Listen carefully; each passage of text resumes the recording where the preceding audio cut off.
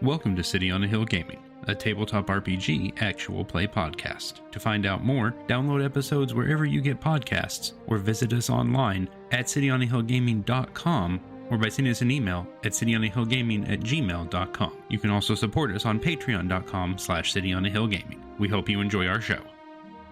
Welcome back to City on a Hill Gaming. I am your Ryan. Hi. I am not your narrator this evening because we don't have a narrator this evening because, well, we're going to do something different. I am joined by a Grant. Hey. Peter. Hey. Daniel. Thanks for having me. It's great to be here. It was going to happen eventually. A Cameron. Hello and good luck. And a Greg. Hi. Fresh from being sick, Greg. So Greg is a little less Greg than normal, but that's okay. So this is our first semi-annual, so that I don't over or under promise, semi-annual city council meeting here on City on the Hill Gaming, where we sit down with people who've been on City on the Hill Gaming, and we talk about stuff. That's what you do at a city council meeting, I think. For work, I cover government meetings, but not city council. I mostly cover county commission. But we're city on a hill, not county on a hill. So city council. County on a hill would be an awful name. It would. Be a very big hill. It would be Or a very small county. Enormous hill. So we're going to talk about family-friendly gaming and faith-based gaming and what we're doing currently, or the things you've heard recently, and maybe what changes we can make about some things. But we'll cross that bridge when we get to it. So everyone here this evening has been on City on a Hill at least a couple of times. And by at least a couple of times, I actually mean more than a couple of times for I think all of you. Cameron, maybe the least times, and that's still at like 5 or 6. So Cameron and, let's see if I can get this right. Cameron and Greg are both in the Kingmaker game. Peter and Grant were both in the Impulse Drive game, and by that I mean Grant ran the Impulse Drive game, and Daniel has finally returned after 10,000 hours, minutes. After some length of time, Daniel's back. And will hopefully be with us again in the future with whatever that is, because spoilers, at time of recording, we don't know what we're doing next yet, but that's okay. We'll figure it out eventually. It'll be more nonsense, I can promise you that much. I can always promise you that much. It will always be nonsense. It will always be not nonsense. Not ever not. Sure, that's fine. Yeah. Or that is the biggest export of the city on the hill. Mm-hmm. Nonsense from the factory. Yeah, our number I one believe expert. we have established that we have a nonsense factory, yes. Mm-hmm. That is something the city council would do. You would approve building permits and payment in lieu of taxes plans and those kinds of things. Thanks to our Patreon sponsors, patreon.com/cityonahillgaming. I couldn't help myself. I'm sorry. It's a highly productive nonsense factory. Good. It is. Good timing. We churn it out. So, I'm going to ask the 5 of you a question that I may or may not answer. I haven't decided yet. And whoever wants to hop in can hop in. How is the experience different playing an intentionally, and the word I will politely use is aggressively, family-friendly game different? How has that been different for you? And whoever wants to go first can go first. Well, I can jump in on that because I've run a couple of the games here on City on a Hill, and I'm actually gearing up to run a family game of Dungeons and Dragons. Exciting. For, my 2 kids and my wife. And first off, my son, who is, early elementary school, I think he has figured out that if he says that he's scared of every monster and wants to put that behind, a line, then he automatically wins all of D&D. The biggest brain sounds like play. infinite XP to me. Mm-hmm. Yeah, no, sounds if accurate. there are no monsters to fight, you win. Your son by is the default. safety tool straw man? Strategist, I think. No, it's actually not quite that bad, but he's young and there are things that he's concerned about, kind of, little kid fears. I mean, I got And- scared very badly by a frog and toad book when I was a child, so legitimate. Yeah, I mean, Fair. it's stuff that hits you weird and stuff that like you don't fully understand. And we have been listening to James Holloway's excellent Monster Man podcast in the car because it's kid friendly and it covers cool monsters and fun mythological things. And there are only so many episodes of Greeking out, and most of the other podcasts I listen to are not kid safe. Delightful, but not kid safe. And that's been fun, but every time, we hear like a D&D monster described, it's like, that one's maybe off the list. I don't think I want that. Like we were listening to a thing on doppelgangers today. And that kind of hit him weird. And he was like, nope, I'm out. So having to work around Those some are of that. aggressively creepy. They are, yeah. Although I thought of a really cool, fun idea that's very positive, and I may have to introduce that into a game at some point. But, planning around what people actually are super comfortable with, aside from the natural good tabletop practice of, hey, let's lay out lines and veils and let's talk about what we're comfortable with. Because if we know where our boundaries are, we can go really hard on the things that are within those boundaries. That's fine, but then doing that on a show like City on a Hill or for a family game, you can't even go that far. And the guy running the game, I do sometimes find myself going, oh, I wish I could do that, but I gotta figure out how to change the tone, or I gotta just drop that line of thought and move on to something else. How do I keep this positive but also not saccharine? And so I've been struggling with that here for the past week, which is why I bring this up. But it's something that, we've brought up. And I think for example, the season 3 campaign of the City on a Hill D&D game, I think we hit that fairly well.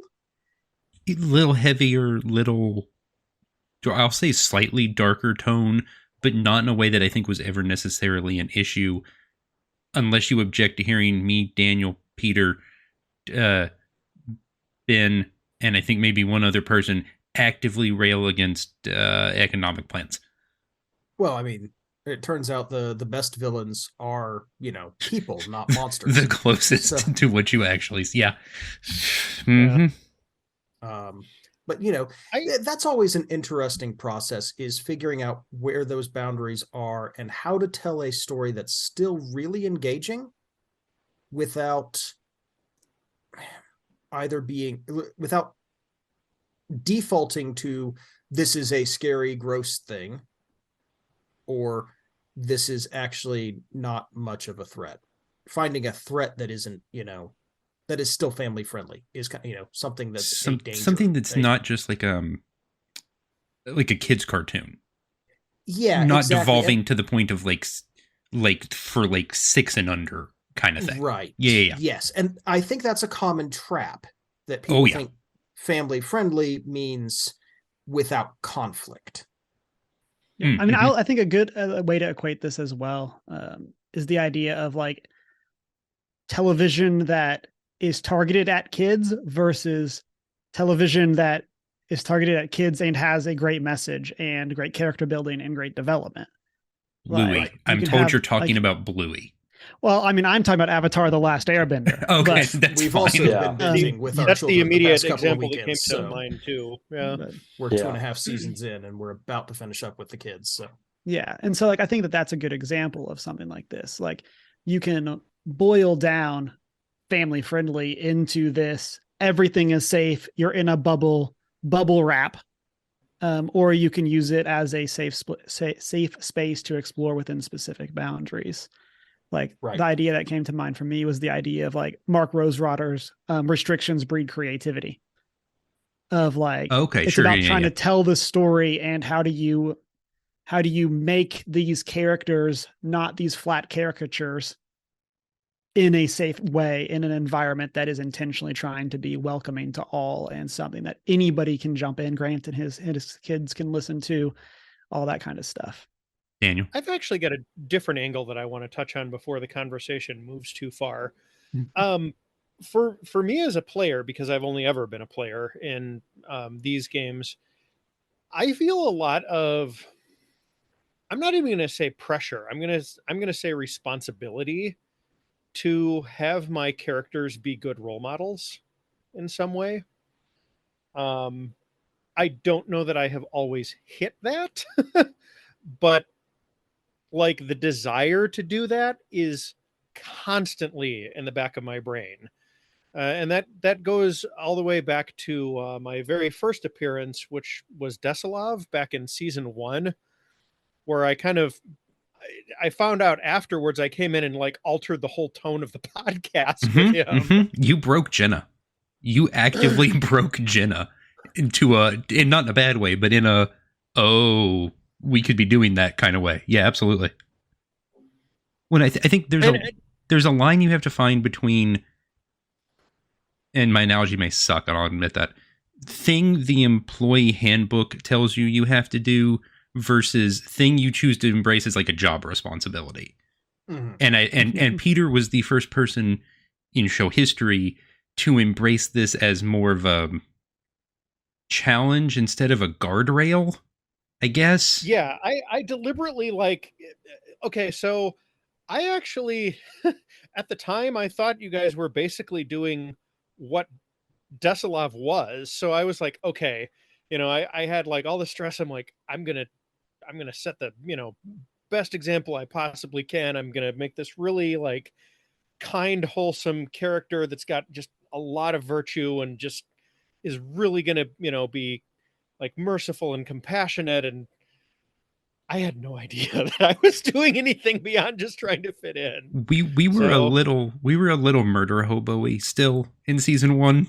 Not to like the traditional sense of that phrase, but we weren't where we are now. I think that was sort of a learning experience of figuring out where we were comfortable going. Daniel, you had something?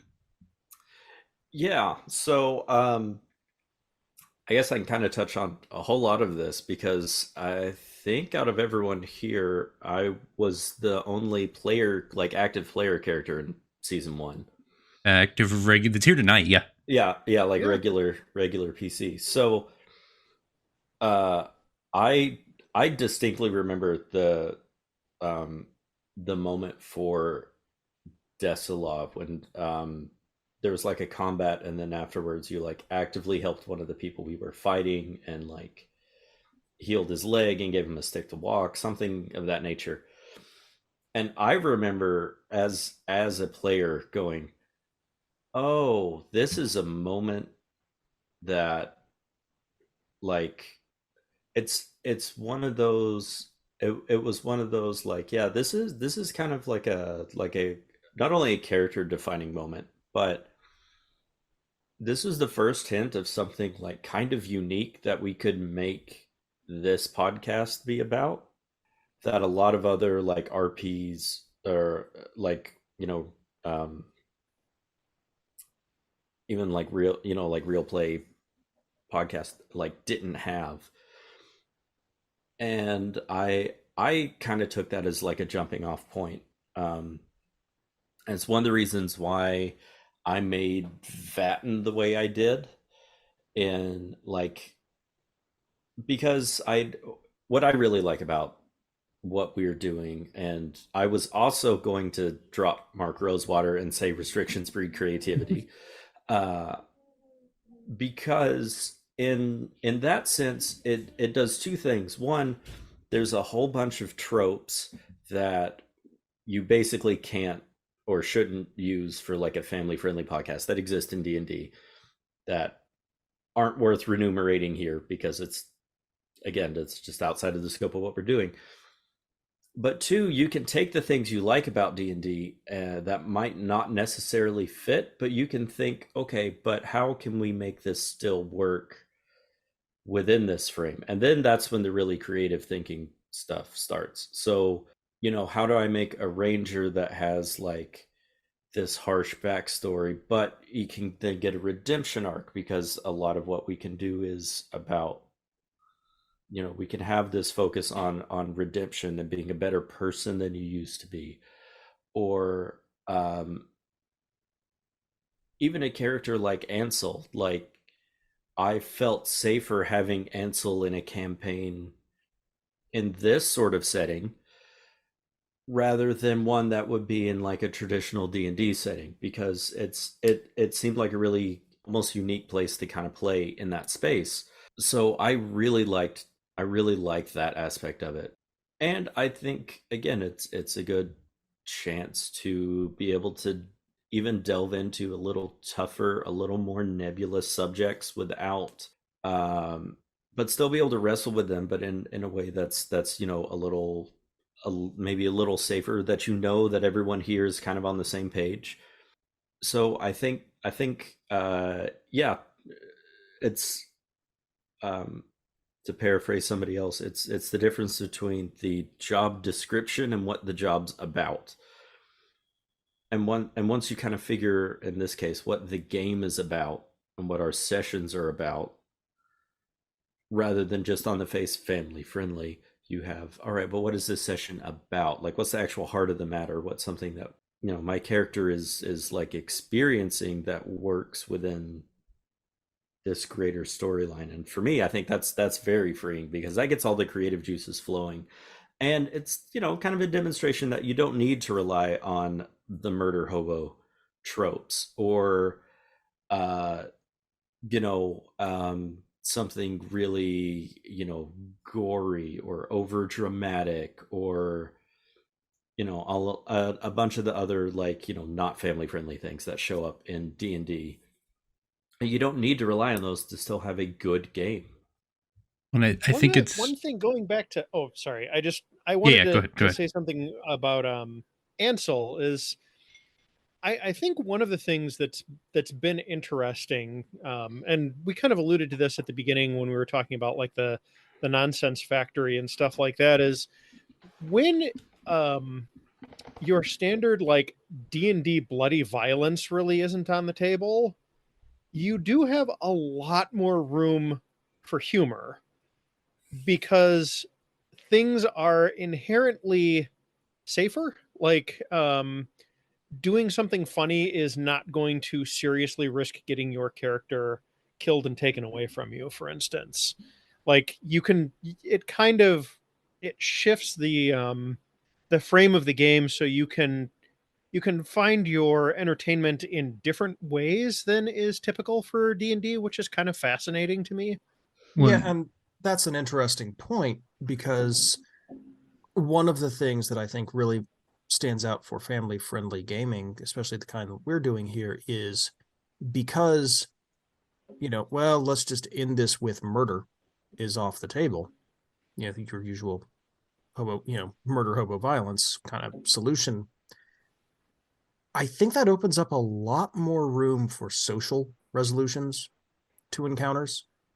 Oh yeah, we talk our way around so much stuff. Yeah. For example, I do feel like Greg and I are just over here like Kingmaker is going crazy, but like, well, and that's the difference between playing something that is pre-written as a module, where anything you guys do along those lines, we're going to have to make more active decisions for, because like when you guys go off I'll politely say go off the rails, because I am very railroady, partially due to time constraints, partially due to my own inability to do otherwise. We're also literally at the beginning of the campaign, right? Like we haven't gotten out of the tutorial yet, basically. Not really. We're still in the castle. In city, we tend to be very railroady. So when you guys, pull the handbrake and cut a hard left, I have to go along with it, and that's fine. It's worked out extraordinarily well for us so far, I think, but it doesn't work as well in a module. And so finding those moments where we do get to do it differently without just making aggressive cuts to whatever's written, which I'm going to do, and I already have done, and I know I will keep doing, but it's weird to find that moment. But, and I think it's funny that that y'all's moment, especially from season 1, that the moment of realization for what we could be doing was Desilov, because the moment for me as the person running the game wasn't until season 2. So you guys got there before I did. It wasn't the Wormling. It is with the Wormling. When the first session of season 2, right, I present you guys with what's supposed to be a wormling or a drake or whatever, but is actually a dragon. And I have this whole thing worked out that includes everything except you talking to it. So you guys do exactly that. And the rug is pulled out from under me, and I learned very quickly what it is you guys as a group are going to be about. And I'm like, oh. And I think that it took that whole season. It took all of season 2 for me to learn, all right, just let them plan whatever you want, but let them do the thing, and it's going to be fine either way. And accept that what comes out of it is probably what's supposed to, regardless of whatever it is my theory is for something. But I think we work out better that way. Skill anyway. Well, and it's one I'm having to learn by force, and that's fine because I wouldn't have learned it otherwise. Remember my timeline on that correctly, a couple sessions later, you were doing a pretty good job of it. I remember. Is this the bush thing? Well, but I was actually thinking even before then you had, you had the whole orc ambush, which was real fun. But before that, we'd gone to like this lake house, found the kid. We're like, oh, we're going to fight off all these lizard folk that are following us. And my character kind of walked out, did a little speech going, hey, I'm super awesome. Are you sure you want to fight me? And you were like, you know what? I think some of them don't. And that was just a very natural way to handle that. I was like, yeah, we're having an encounter, not a fight, which is right. A thing that people have to learn to do in Dungeons and Dragons, especially people who are super invested in the tabletop showy pieces and the big fight setup. Oh, sure. I do love my models. Absolutely. Yeah. Well, it works because we're not beholden to you guys reaching a certain amount of XP to level up. We sort of just make a decision that time has gone long enough and you've done enough things, so move to the next level. And pretty much. So arbitrating out where a lot of your XP should come from into some other fashion isn't a problem, like logistically. We're not like hampering ourselves by doing that. Yeah, just to touch on that real quickly, we've been like Grant and I are in a home game together with some other friends of ours and his wife and stuff, and we've been using that method for I don't know what, about 8 years or something like that now, right, Grant? And it's just better as far as I'm concerned. Like, not having to deal with that extra layer of bookkeeping is just, it kind of just frees up mental cycles to do other more enjoyable things as far as I'm concerned. I mean, honestly, I think our method of keeping track is somebody goes, are we leveling up anytime soon? And the GM goes, oh yeah, it's been a while. All right. Yeah. Level up.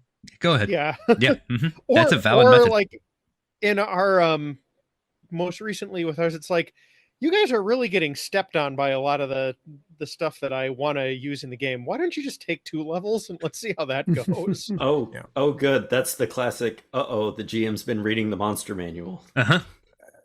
Oh, look at the thing I found. Oh, you guys are underleveled, huh? We could do a whole D&D like specific podcast on Peter's struggles and my struggles to figure out encounter balance in a world where people are not making normal D&D characters and often don't want to fight.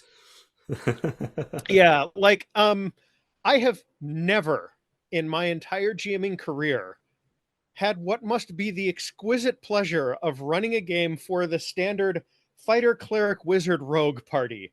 Not once. Yeah, I'm actually about to, because my daughter went with a Tabaxi rogue, my son went with a dragonborn sorcerer, and Chrissy was like, you know what, they need a tank and they need healing. Oh, fine, I'll play a cleric.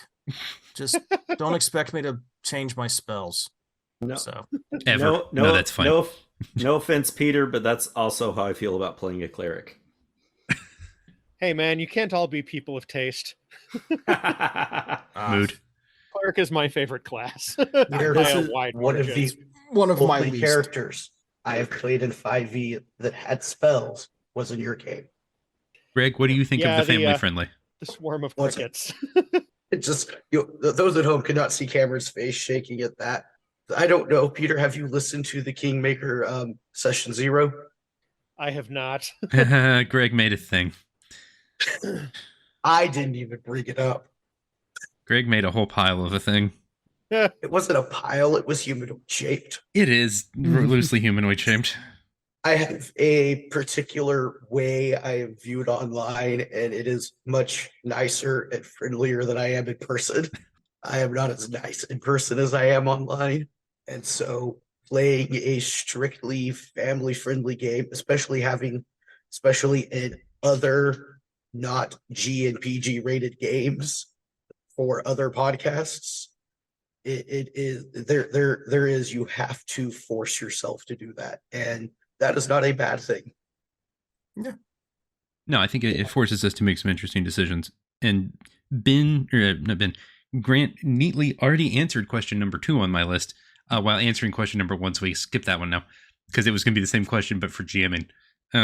Okay, I'm going to ask a tough question. Well, that's a tough question now. What's it like trying to, in some form or fashion, and we have done this differently across the last number of seasons, because I think we're still trying to figure out exactly how we want to do it. What is it like trying to incorporate faith into a game in some form or fashion? I mean, the difficulty and process varies enormously depending on what you're running. I had a very hard time with it in Impulse Drive, for example, because science fiction settings, by and large, are not stories that faith enters into. Or it's only treated one very specific way, and it's not necessarily how we would approach it, I think. So that's commonly. fair. Yeah. For me, I don't know, it's kind of a combination of things. I would say for some of the characters I've played, it's honestly the faith in and of itself just kind of presents in the character of the player, without it being like explicit or like kind of, because the last thing I want to do is be like really like beat you over the head with a Bible kind of deal. So yeah. We are not a Hellfire and Brimstone podcast. No. I definitely figured that out very early, which is good. But I like for Liesel and Ansel, who I had a lot of experience with, it was a little more understated. And with Vatten, I had like this through line of everyone was coming up with their own like cultural kind of aspect of what it looks like for them was. Yeah, so mine was the guiding star, which for Vatten I think worked very well, because again, you have a character who started from a very rough life and had a moment to turn his life around and is kind of trying to abide by that. So for me, for Vatten, it was like this kind of aspirational goal. And for the other characters, it was there's a certain amount of faith. I think I remember Ansel having that great conversation with the Cyclopean monk, where there was a discussion of like morality and what at the time I was digging into a lot of philosophy, so some of the like Kierkegaard stuff came out, but it was discussing like the imperatives of doing the right thing. And I mean, it was kind of fun to dig in with that as a character, and I think that's something kind of underutilized, is being able to use stuff like this to ask questions, explore, even be able to like deepen your faith, because you're playing in a sandbox that's a safe space to kind of explore that. So yeah, it was, I thought that was a really good idea for me to like dig into some like older philosophy and theology and like actually get to play around with it in a space that's kind of, I mean, maybe not intentionally designed for it, but conducive. It feels like conducive to it. Yeah. Well, and not to be overtly on the nose about it, I think we have the right space to do kind of more of a who we're supposed to be by way of show, like by way of action and not by way of talking. Like the faith comes out in the actions of the characters and the decisions and how you actually treat people, which is how faith should in most cases manifest itself in my mind, is in how you, in a lot of cases, in how you treat other people. And Peter, I think by way of force, is very good at pushing us that direction. Compliment, and I mean that as a compliment. I think that's the direction I wanted us to go, and I just didn't know it when we that started. was certainly what I was trying to do with Desilov, and actually, it's been interesting as the guy who's kind of constantly playing like the religiously flavored characters. I mean, I've played clerics and paladins, and that's pretty much it. Yeah, more or less. And I am very comfortable with those character types, but there were some times earlier on where I actually tried to lean into that even harder, and you actually kind of pulled me back, and we did like some edits to make it a little more subtle, which I thought was kind of interesting. Because I mean, like the kind of faith that you saw from some, at least what I was trying to depict, was that very kind of genuine, compassionate. It is about how you treat other people, and you're going to treat them well, kind of a thing. Right. And I'm trying to remember the part you're talking about. I think I actually I did like a prayer or something, or like referenced like, God somehow directly or something like that. Okay. And sometime in season 2. Yeah, maybe not quite so on the nose. And I was like, okay. I mean, I have some vague memories of this. Yes. Yeah, I think that was more my interpretation of it anyway, was that we wanted I think it was twofold. I think, if I remember correctly, Ryan hadn't quite settled on how we were depicting God or any central deity in the world setting. So I think Ryan was like, we still haven't. I was going to say, spoilers. We still haven't entirely. And that's, not entirely, but it's more fleshed out than it was at the time. So I think Ryan was like, maybe a little bit different direction, so we can like kind of hash that out a little better. But I mean, also, like, you kind of want to, I don't know, maybe avoid any mild heresy or controversy. I think that's kind of a secondary concern. We do try and avoid the heresies, yes. Not that that's particularly come up for us, but yes, we would like to avoid the heresies. We do prefer to not do the heresy here. That's modalism, Patrick. What is it? Jenny says, "Do a bad." Yeah, I try and avoid. Yeah. I try and avoid doing a bad, as often as possible with this. Okay. It's in this podcast we adhere to the Council of Nicaea. Look, Daniel, it's been a long time since I was a freshman in college, so I don't remember what I agreed to, but that's fine. Because I know I was taught that, but to be honest, I don't remember it anymore. But that's not important right now. See, I was actually just pictured like, a bunch of like ancient Christian guys standing around and the podcast just glued to them. No, not that kind of adhere.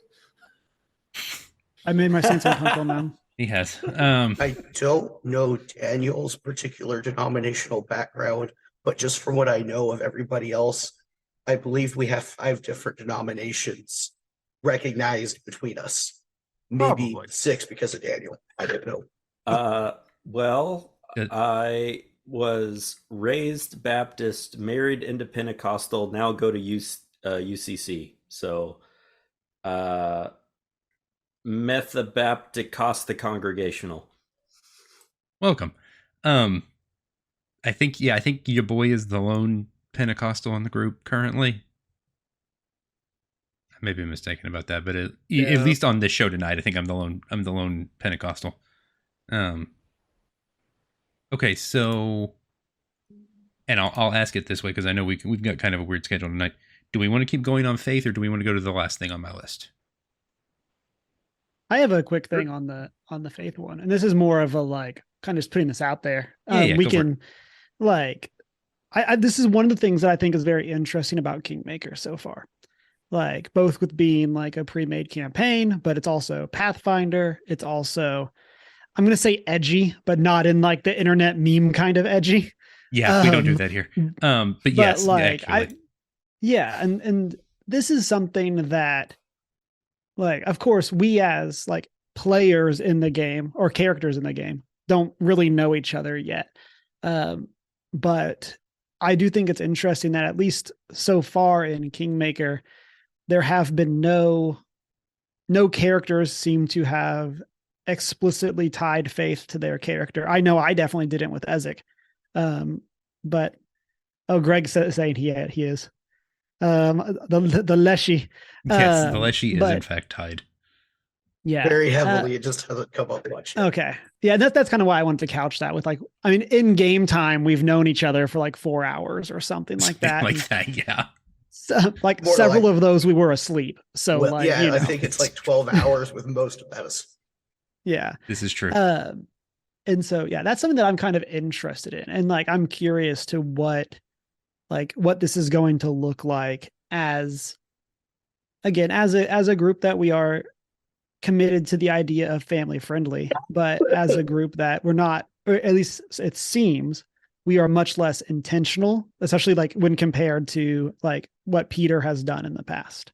Sure. Just to like be specific. And so again, this is not like a commentary. This is just it's something that I think is interesting with how that game is shaking out. And I know that one of the things I'm excited about for Ezek is this ability to explore kind of what this world means to him. I've kind of set up the character to be at multiple crossroads via backstory and race and class, and like it all kind of came together. And I'm really excited for us to kind of see where that goes for all of our characters, again, without as much intention, again, seemingly from our players. Yeah, that's definitely something that hasn't at least shown itself as much so far, and I can't determine in my head yet whether or not it will for Kingmaker, just due to the nature of Kingmaker, at least early on. But we'll see where that ends up, and I suppose that's sort of the liability for what we do of doing something with an actual pre-written story.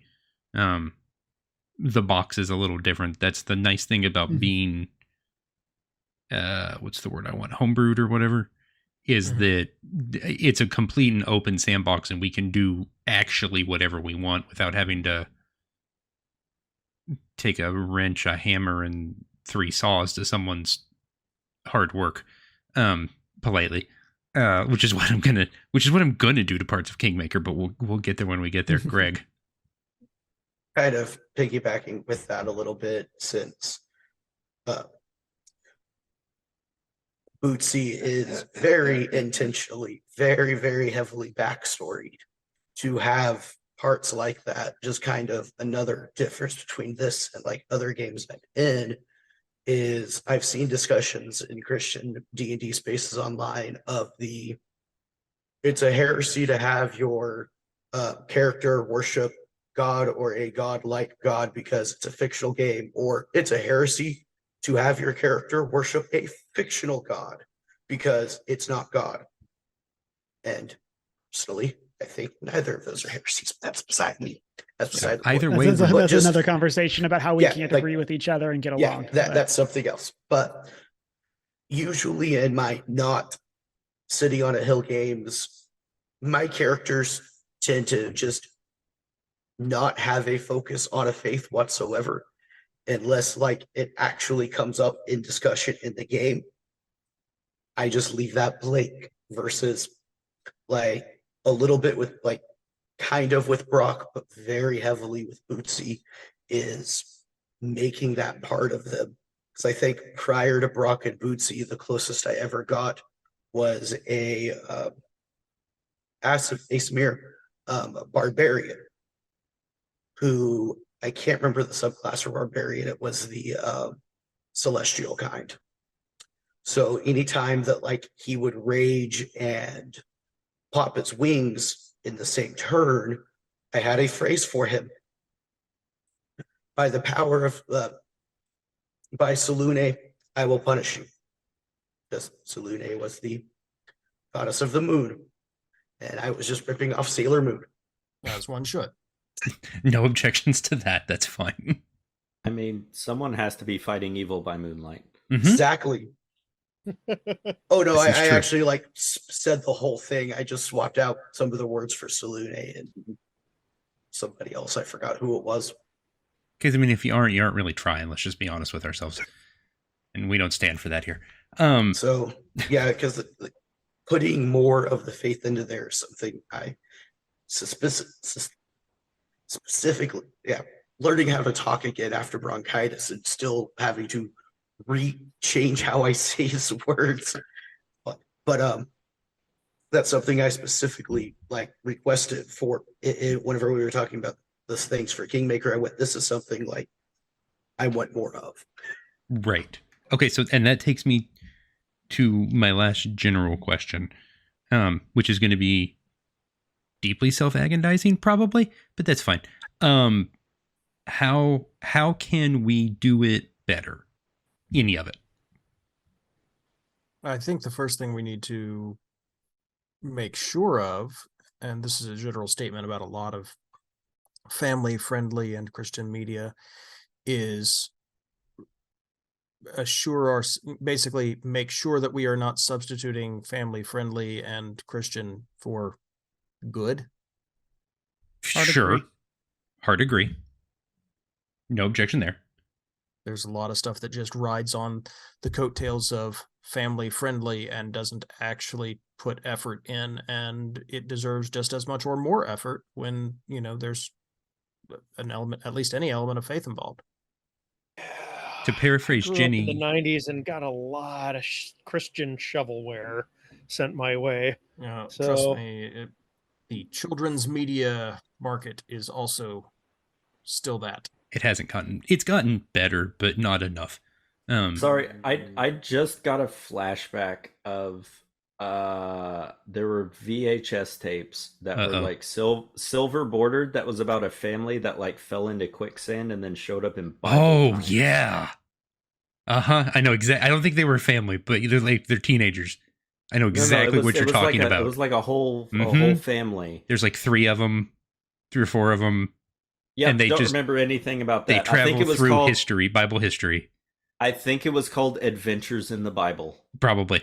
That's all I got. I have no idea what the quality of that was. Mid. I could guess the quality right away, but that's just because I grew up combination of better than you think, but less than it should have been. Which is maybe not inspiring, but here's my question. How did they handle, speaking English? And I'm going to assume did they fall into Old Testament or New Testament? Yes. Both? They never knew when their next sleep would go or if it would be the one home. He's not that wrong about how the show worked, actually. That's So how did they handle the language barrier then? God. There were definitely parts at the start of each episode where someone was not speaking English. I just don't remember what the resolution was. No. And for reference, it is called The Greatest Adventure: Stories from the Bible. I was so close. He was quite close. 13 videos between 1985 and 1992. And to do as I often do and semi-paraphrase Jenny, which I do as often as possible, it is possible to do a Christian and still do a bad. And that is something I do actively want us to avoid doing. And I'm not just speaking from like a heretical standpoint. I just mean in general. You can certainly do both actively. You can do both accidentally, and that's one thing. You can also do both actively, and that's the thing I don't want to do. We will make mistakes on here, and that's fine. You can correct those. You can walk things back. You can make changes. You can do whatever. But I don't ever want us to actively do a bad while also actively doing a faith. That not Yeah. how that work. Only one of us Yeah. here is actually a pastor. Okay. Not me. So, Oh, I forgot about that. That's true. Yeah. Okay. Touche. yeah. So I think, to get back to your original question of like, Right. I had one. yeah, what could we do better?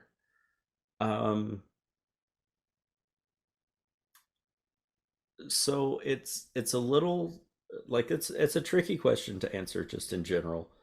Um, just because it's like, hey, it's like, what things are we missing? It's a hard question to answer. I thought I would think of something by this point. Sometimes And- I just start sentences, then hope by the time I get to the end, I found something. Welcome to my DMing structure. but to like, it's a tough question to answer, honestly. I think, and don't worry about offending me. I want you to not Yeah. let that be the concern in whatever you That's- say. Worry the only enormously about offending me. I mean, I'm just going to lie. That's right fine. off. No. All right, so I do think when we kind of curtailed season 4 with the island and sailing to the island, the one bit of mistake that I think you might have made, Ryan. Okay, so a thing that I would have done differently. How about we phrase that and I stop qualifying all my statements. However thing it that works I- is fine. The thing that I would have done differently is we all gave you a bunch of ideas that kind of escalated in ridiculousness. And I think the thing that you could have done, because there's the temptation to say yes to everything immediately and like front load all of the crazy. I think it would have been beneficial to start with, there's an island. We don't know much about it. And then just slowly discovering how more off the rails it gets as it goes, instead of start off by, there's an island. Also, there's always a full moon. Also, there's a thing that's made of ice. And there's ambulatory talking cats. Like, just saying yes and all right up front probably made the story a little difficult to go on from there, because you started it at 10 and a half and it only goes to 11. I mean, that's fair. So that's what I would have done differently. No, and I see your point. Like, there's a line But where yeah. giving you guys creative input, which is not bad, turns into almost spoiling the whole thing ahead of time to some Well, extent. yes and no. Like, you can still say yes to all of that, but you don't have to tell us that all, like, our characters, that all of it is true immediately. I mean, that's deeply factual. Okay, fair. And Yeah. not fair in my non-aggressive way of saying fair. Fair, Blake, you're actually right. Fair. I see you. We've all been there, especially anyone who's done like improv. If they're like, okay, so we need an occupation and a city, and someone is like, waitress and Chicago, and then you start the scene with, so she was a waitress from Chicago. And then you have nowhere to Right. go after that because you've already hit your mark. You've explained the whole thing in the first 5 seconds, and then there's nothing else to Yeah, hold it so in. Okay, it's fair. like- No, that's fair. It's a common pitfall. I did fall, and that is accurate. Okay. So I actually have a completely different angle there. Because we are kind of trying to do the faith thing a little bit, I wouldn't mind like some more firmly laid groundwork of just kind of like how the cosmology of the setting works and what kind of actual traditions exist and stuff like that. Because just kind of constantly like hinting at it but also avoiding it gets a little exhausting Okay. sometimes with some of my more like faith-based characters. Like if I'm playing a cleric and it's like I kind of want him to be able to like have some practices and stuff that he does, you know. Okay. So it sounds to me, Peter, like you're volunteering to write a cosmology. Don't tempt me. Don't tempt me to tempt him. So again though, this does sound like another thing with improv that's a common, just a thing to practice, is that, so if there's improv, one of the temptations is to be like, yeah, I heard it from the guy. So instead of saying the guy, just pick a name and go with it. Just Terrence, because it's a funny name, and just like commit to a bit and like commit to facts, and then make them true as you fill it out. So yeah, I think that's a pretty common thing though, is like there's certainly nothing wrong with just committing to a cosmology, and then I don't know, you can, if it's not hanging together quite the way you want it to, then someone can go into a cave and accidentally break open some pots and then find the living sea scrolls, and then, you know, that was so aggressively on the nose, Daniel. fix some things about it, you know. Right. Well, and in universe retcon. And spoilers to the audience, because I haven't talked about this publicly yet. Publicly yet. I haven't talked about this publicly. I have not talked about this publicly yet. I have started writing another actual campaign, and I suppose there is no better time to actually force myself to make some decisions 5.5 years after I created this world than now. Since I didn't do it 5.5 years ago when I started and should have. So perhaps that is something. And look, not for nothing, there was a lot of good intentions and Ryan wants to do a thing, which is always a dangerous place to start anything. I can tell you from experience. Looks honestly, at Magic the Gathering.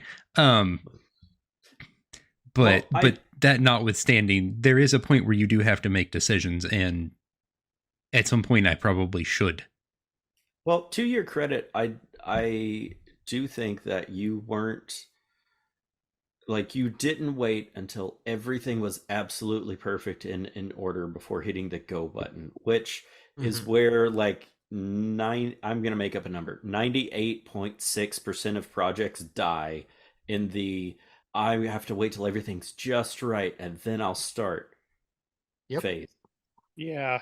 So you will never do anything if you're working from that point. The trick is to just keep, like, continue to work on it, basically, like, oh, there's an empty spot that I should fill in with something. Okay, well, I need to fill that in. What do I want to fill it in with? You know, and then kind of go from there.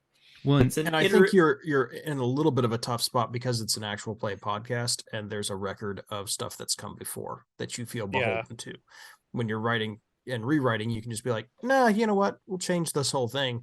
Now it's like, but continuity. And season 2, episode 17, you said, right. And look, I don't think most of our fans are going to take me there, but not for nothing. It's still, I have a bad practice of, at least with this, only ever answering a question after it's been asked and making up that answer when it's asked. There should actually, in some cases, be some information to work off of.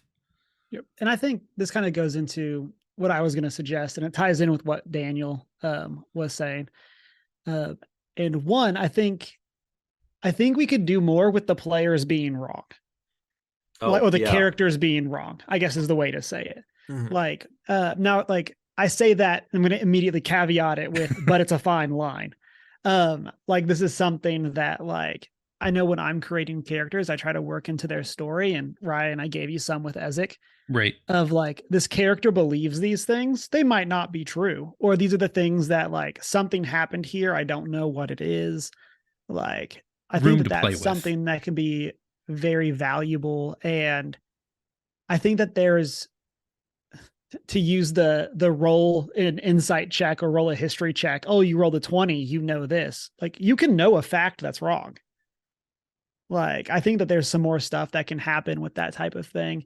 And again, it's a fine line. You don't want to know, but like, it's hard to balance, like, that lore building with not wanting to just be like, no, I didn't like what you came up with, but I do think that there's something there. And then another thing, and this is something that I'm trying to do more in the games I'm DMing, is have stuff that is canon but is not discussed. So the idea of, oh, this character went and this is what happened, but they might not share all of that with the group. And leaving that as a way of, like, your character is, it's hard to do this when you're playing, especially for an actual play where you're trying to get things in. And it's not like you can sit down and type out a message. But I feel something like, hey, yeah, I have it, like, let's work on that later. And flush that out later. And then have it be something that's implied to be there, but there can be mystery that the players as a whole don't know about. Okay. So I don't have to fill in every part of the blank all at once. Correct. Oh, absolutely You'd not. drive No. yourself crazy trying. Like, but if there's something that you want to have come up, or that keeps coming up organically that you're kind of unhappy leaving ambiguous, that's probably a sign that it's time to work on that specific thing, whatever it is. Literally noted, written down. Interesting. Yeah. Okay. So, and we need to go ahead and wrap up, but I guess, Grant, if you want to real quick, just any thoughts on the Impulse Drive game that you just want to throw out there, you or Peter? If you guys just have any thoughts on Impulse Drive, and I'll say the same, Cameron or Greg, any thoughts on Kingmaker? Go ahead, Peter. Okay, so one of the things that was really interesting to me for Impulse Drive, and I know I've mentioned this to, like, the other people who are involved, I don't know if I've said it on the air, was it was really striking to me how well suited Powered by the Apocalypse mechanics were to what we're doing with an actual play. Because the friction was so low, where it's like you just do one quick die roll and it's like, okay, so it's a really simple modifier if there's any at all, and it's just like, in this range it's all good, in this range it's complicated but still kind of works out, and in this range something bad happens, and everything else is just made up on the spot. That worked really, really well, where it's not like, okay, what's its armor class? Like, what's the DC for this? It's just the smoothing out of that numerical, kind of consideration stuff that comes with a crunchier system like D&D really made that game very, we had a lot of room to focus on things with more emotional resonance and stuff, I think. It wasn't just hit the thing. Yeah, well, or even just negotiate with the thing, which is what we more often do. Like, I remember, it was like the first or the second session where I kind of like, Alistair, like, tracked the guy down, and like he kind of like ran into traffic trying to get away, and I had to like jump in after him and like toss him to safety, and then kind of like interrogated him afterwards. Or like dealing with like the character that I forget what her name was, but she had kind of like a phobia of space and being out in the vacuum. So like dealing with that.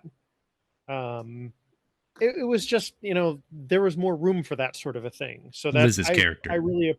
Yes, Liz's character, who's I remember Liz, but I'm just trying to remember the name of the character, and it's bugging me. When, yes. Yes. It helps that I edited this like a week and a half ago, so that's the only reason I remember. Yeah. Nothing like a recent jog to the memory. But yeah, like, just more room. That sort of thing really couldn't come up in D&D as easily, and it just came up all the time in Impulse Drive, and I thought that was kind of cool. Or it can come up, but it can't actively matter in the same way that it can in Powered by the Apocalypse, which is nice. Yeah. There's no rules structure that makes it matter in other games, or in there's some not as games, much space for it either. Yeah. No. I will say, on the storytelling side of that, coming up with complications is very difficult at times. Sometimes they're obvious. Sometimes it's like, oh, well, this is maybe I shouldn't have had you roll, or okay, it's interesting if you fail, something's going to happen. I just got to think about what that can be. And that is sometimes difficult. That is the one the biggest challenge, I would say, in running games like that, is coming up with complications and making hard moves when there's a failure. Right. Like there being more consequence. And to a certain degree, being willing to drop the hammer and make consequences happen. Yeah, that part's definitely scary. I also am a big fan of occasionally ominously saying, okay, we'll worry about the bad stuff later, and then just making a note.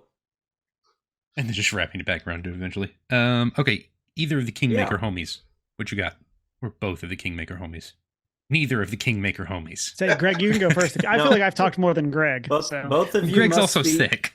Yeah, I was going to say, Greg is recovering from bronchitis. Yeah. Greg doesn't have a voice. No. On the poor guy. No, both of you speak at the same time, and the words have to line up. Wow. Hamburger. Nope, already failed. All Didn't get there. Okay. Finish each other's hamburgers. All right.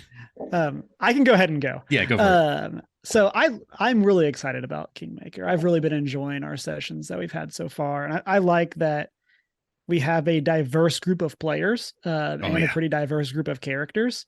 And I'm really loving that we're still very much like finding our footing. I will forever love that Hyena Dad is, for some reason, the voice of reason. I don't know how your character is in charge, but because he shouldn't. No offense, that's not the character you created. But he is 100% in charge. But yeah, it's an interesting really moment. That. And I feel like we're having some good RP. I'm excited for people to find their characters more. I feel like that's taken us a bit compared to some other things, and sometimes that's just how the characters go. Well, and like you said, the first part of Kingmaker is literally like a video game tutorial level. Like, it's like the first 10 levels of WoW. Like, don't leave the safe space and only touch the thing you're supposed to for the next 30 minutes. And so I think it takes a little bit to get going in that sense. And I definitely agree. And as someone who's like played the game, I haven't beaten it, but I've played a good chunk of it. And obviously it's not one-to-one analogous, but like I'm very excited for us to open up into the wider world and what that's going to look like and what that's going to mean for our characters. Mostly danger. Mostly danger. But yeah, I'm excited for that. I'm also excited that we're doing Pathfinder. Like, I know, like, as someone who was not overly around City on a Hill when the OGL stuff was going on, but was definitely very appreciative of the things that y'all said. I'm very excited that that City is using this as an opportunity to highlight additional games. But not just with Pathfinder, but also with Impulse Drive. And as someone who's wanted to learn Pathfinder and play it for a long time, I'm very excited to use this as the opportunity to do that, because I like the rule structure of Pathfinder. Obviously you have to find your rule of cool, do all of those things, don't weigh things down. It needs to not be Mathfinder, but like, and it feels less Mathfinder-y than Pathfinder 1 did. Yes. Yeah. But I do like that side of it. I like that there's a lot of intention in Pathfinder. And I really enjoy that as a system. And so, yeah, I'm excited to see how things continue to come in and see how the ways that we've built our characters continues to snowball out and for us to get to know each other. When it's not just poke the thing. Exactly. Which is what it's been so far. And absolutely. And I think we're going to see some interesting like alliances and like parties within our bigger group spring up as we get going farther and farther, just with how certain characters are. I have preemptively a lot of concerns now that you've said that. Yeah. I'm going to message you about some stuff. Oh no. Okay, that's fine. And bring it on. yeah, I'm super interested in how we're going to all be bringing these characters to life. Greg. A lot of the same. It is my first time playing anything Pathfinder related, except for like one time whenever I was looking up a stat for an enemy in a game, and I somehow looked up the Pathfinder version, and that was very overpowered for what I was looking for a 5th edition game. Mm-hmm. But Oh no. Remind me to tell you guys the Star Wars CR story at some point in the future. We don't have time for that now. But I have been very much enjoying it and getting to try out the different games that we've been doing and seeing where that is going to take us in the future. And we spoilers, we don't know where we're going in the future yet, but we're figuring it out slowly.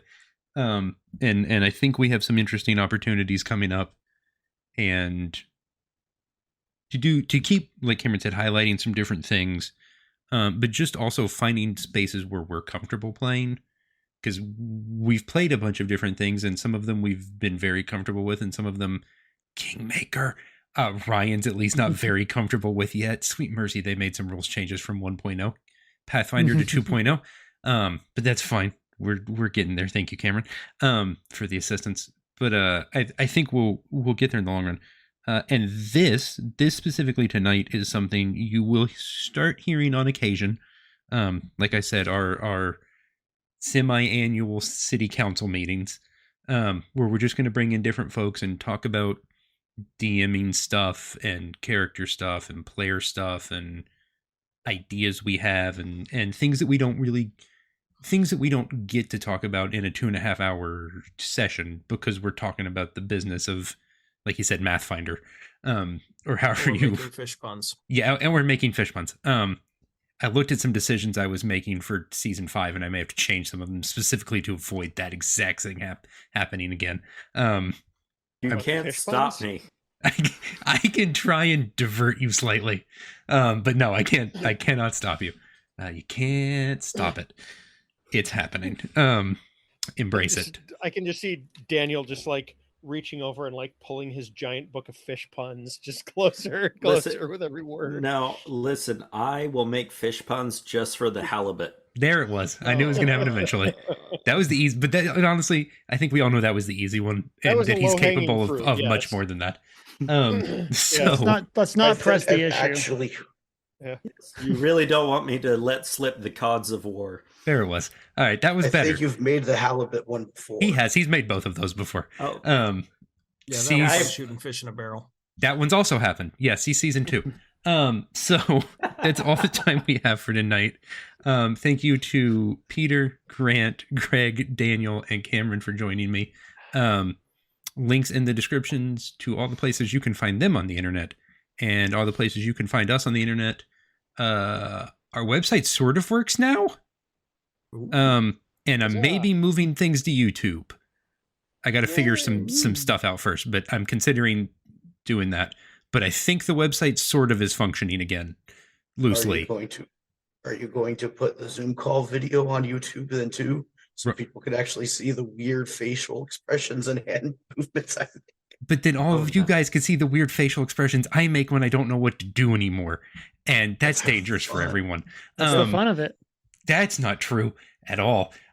So for Cameron, I'm going to continue to be just an avatar icon because I have a very camera shy spouse. That's understandable. And I have a very camera shy me. Hi, I'm camera shy. It's okay. Cameron, say bye to the nice people. Hold on. I'm Dad. But Ryan, are you Cameron shy? No, never. We love Cameron here. Cameron, say bye to the nice people. He can't. He's overwhelmed by the puns. He can't even say bye to the nice people.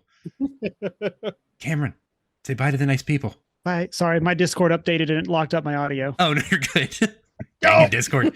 All right, Cameron, say bye to the nice people. Bye, nice people. Take 2. Daniel, say bye to the nice people. We're doing GURPS and Warhammer 40K 2024. Don't listen to that man ever. He does not speak for us. And now it really is like a city council meeting. Greg, say bye to the nice people. Bye, everybody. Peter. Bye, everybody. And Grant. Daniel, I just got a bunch of Warhammer stuff if you're interested. Dagnabbit! Ooh. I've been outvoted. This is how democracy works. That will make you have to do the videos as part of the Zoom videos on YouTube then, so people can actually see. The Warhammerness. Not models, There is- just like there my is- brother-in-law's massive collection of extra Warhammer stuff. I I'm in can't wait so to much roll trouble. up Tyranids. It's going to be great. I do have Rogue Trader. I enjoy Rogue Trader. It's a terrible system. That's never been a problem for us. If I'm being entirely honest. There is nothing remotely family friendly about the entire Warhammer 40K universe. That's aggressively true, actually. There's probably That's like kids' literally books. the point. Yeah, I think that's probably true. Yeah, that is basically the actual point. Yeah. Yes. Yeah, that's literally the commentary that they're going for. Also It's making fun of Thatcherite England. And it's Warcraft in space. So again, there's nothing good or redeemable. Yeah. Yes. Yeah, exactly. Not for our consumption. As always, thanks for listening, and have a blessed day. Thanks for listening to City on a Hill Gaming. If you'd like to know more, find us online at cityonahillgaming.com or by sending us an email at cityonahillgaming@gmail.com. You can follow us on Twitter at cityonahillgame or find us online at patreon.com/cityonahillgaming. Thanks as always to our Patreon backers, Grizzly Rich, JD, Bryan, Sir Lord Epicname, Andrew, Christina, and Tony. We really thank you guys for everything you do to support the show, and we truly appreciate you. Thanks for listening, and have a blessed day. Okay, I guess we'll do a mic set. We'll do a mic check. Check 1 2. Mic check 1 2. Check 1 2. Sorry, this is the second thing I've had to record tonight, so my mind's not functioning properly apparently. This Ryan sound check. Daniel, do sound check. After 1,000 years, I have broken. Hey, I'm back. Hey, it's Daniel. Greg, say hello to the nice people. Hello, your home, your way. Our collection of everyday products is designed to help provide ease and convenience for your everyday mealtime needs. I like it. Cameron, what you got? The 11th Doctor, 1 white blue, legendary creature, Time Lord Doctor. I am talking. Whenever the 11th Doctor deals combat damage to a player, you may exile a card from your hand with a number of time counters on it equal to its mana value. If it doesn't have suspend, it gains suspend. 2 generic mana. Target creature with power 3 or less can't be blocked this turn. He's a 3/2. Is his ability actually called I Am Talking? Yep, that's the flavor. Yeah. The flavor for it. Oh, intriguing. It's the flavor ability word. Yeah. Curious. Grant. After 10,000 years, I'm free. It's time to conquer Earth. Yeah, we can do that tonight. That's fine. And Yeah, Peter. Hi. That's Peter. Hi. All right. We've got a world conquering Grant on the. That's new. Nobody remembers and Rita different. Repulsa. Oh, I absolutely do. I knew exactly what you were doing. I'm here for it either way. I kind of live in a pinky in the brain mindset, so anytime we want to conquer anything, that's fine.